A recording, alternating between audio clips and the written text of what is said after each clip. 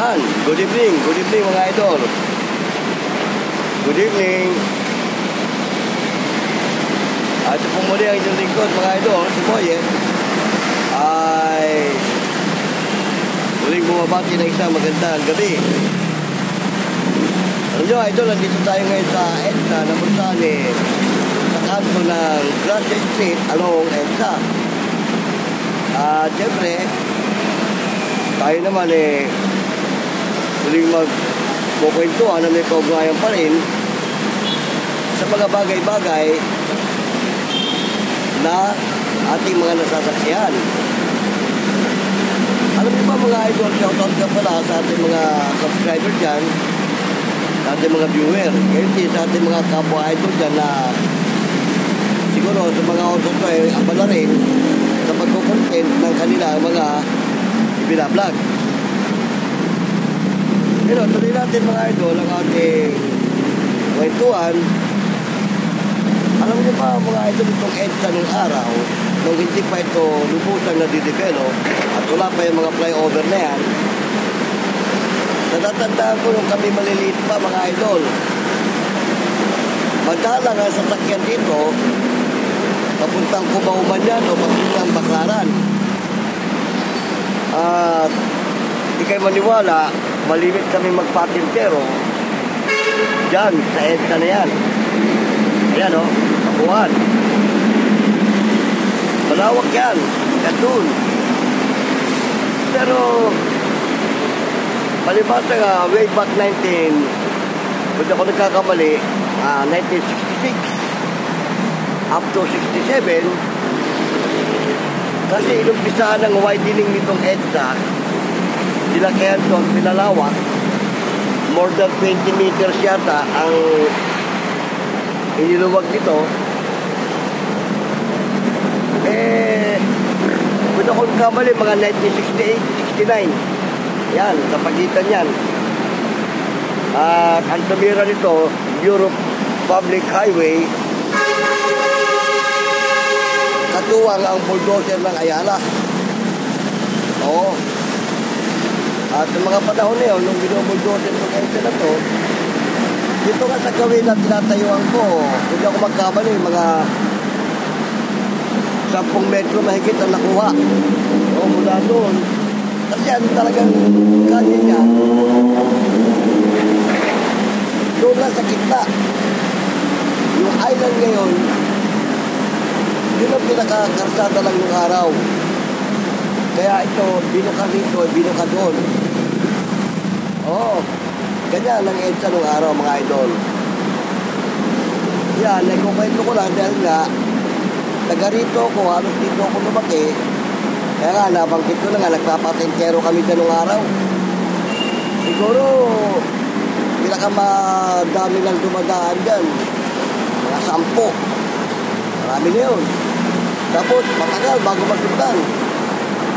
Oo, may mga kalahating oras yata. O pinakamababa lang, 20 minutos. At ang bus nung araw dito, mabibilang mo pa.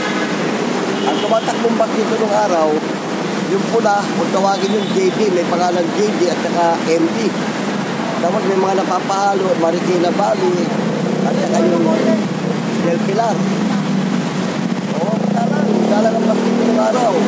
At ang pamasahe nung araw, kung di ako nagkakamali, mula dito sa amin, dyan sa Estrella, sa may sakayan, hanggang Baclaran, 10 centavos.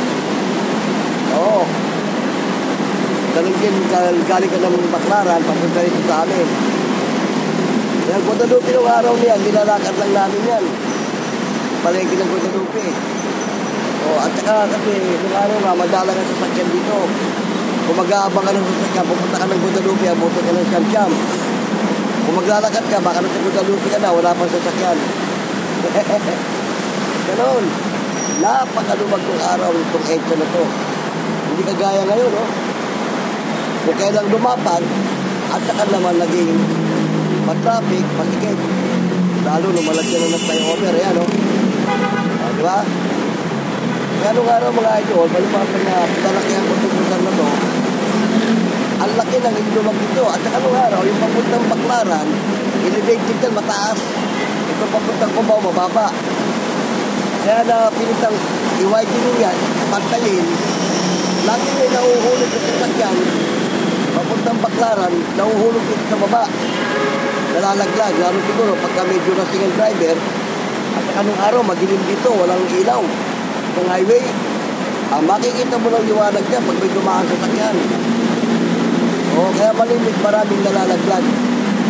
Minsan, mga jeep, taxi, mga kotse, madalang pa naman noon. Tapos dyan sa Benja, crossing yun dyan, tawiran. Ganyan, kaya kinukwento ko lang mga idol sa ating mga viewer itong kasaysayan ng EDSA. Malawak yan. Makikita ko kayo. Ayan o. Ayun. Papuntang Guadalupe yan. Yan lugar na yan. Dito naman, pag pumihit ka rito, ayan, papunta naman Baclaran. Ganun mga idol, itong EDSA.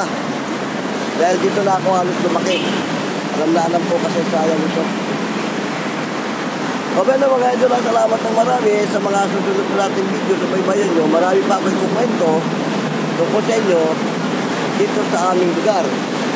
Sa susunod, babalikan natin yung ilalim ng Kalayaan Flyover. Kukwento ko rin sa inyo kasi sayang yan bago naging flyover yan.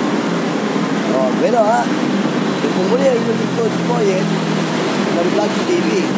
Pero siyempre, kung meron kayong mga comment, ilagay mo lang sa comment section para matalakay natin sa mga susunod na video. At kung may mga katanungan kayo, tema nitong EDSA ito, ilagay nyo lang din dyan para matalakay natin. Pero ha, mga idol ha, kung muli yung lingkod si Boyet, ay pasamantala ay nagpapaalam. Hanggang sa muli, paalam!